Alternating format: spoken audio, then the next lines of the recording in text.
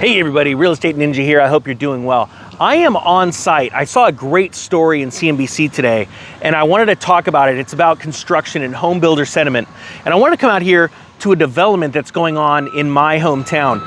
Now, to give you an idea how big of a development this is adding about 1,000 single family homes in our area, and it is absolutely massive. But before I get into this, I'm gonna talk about this real quick, and it's entitled More Home Builders Lower Prices as Sentiment Falls for the 9th straight month. We're just gonna go over the bullet points here, okay? It says home builder sentiment in September fell 3 points to 46 on the National Association of Home Builders Wells Fargo Housing Market Index. Anything below 50 is considered negative.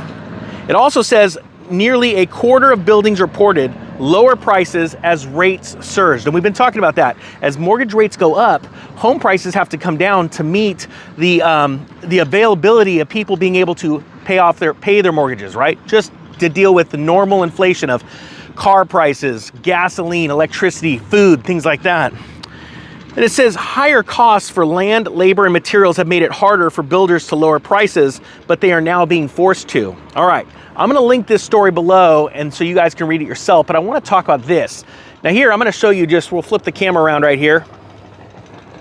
To give you an idea of the massive size of this, I mean, it is an absolutely massive project, and it actually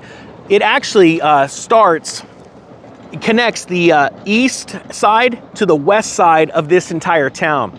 It is huge. Now, I want to talk about something that's important to note here, all right? When they started building this property was acquired after the great financial crash, right? After the GFC. So this land was purchased relatively inexpensive because everybody was thinking about, hey, you know, real estate's down, it's never coming up. People had lowered expectations of real estate and land development, so they went ahead and bought this property. And they started plans to literally expand this entire city to connect one side from one highway to a main thoroughfare in this city. And the city thought this would be amazing, right?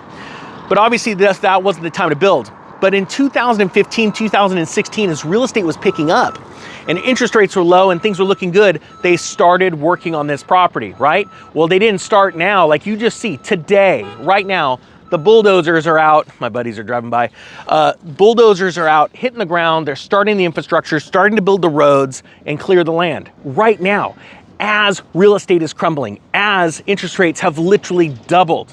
As a matter of fact, last December, what happened was this property, as mortgage rates were at 3%, is the first time they started to come out here and stake it. So literally, as mortgage rates were at their lowest, literally lowest, that is when this project started taking off. They got the stakes in the ground, they started getting the dirt work started clearing some old structures, things like that.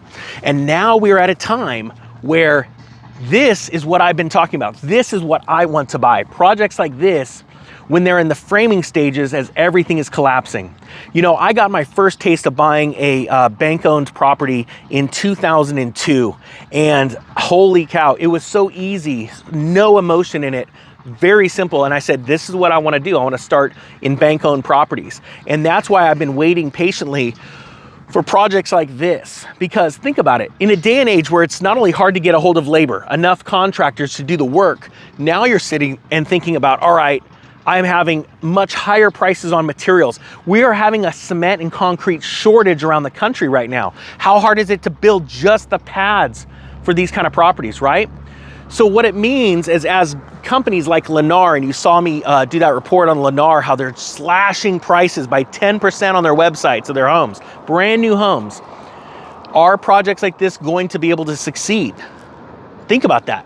That's the big question. And I believe, in my non-professional opinion, as an investor, no, they're not going to be able to.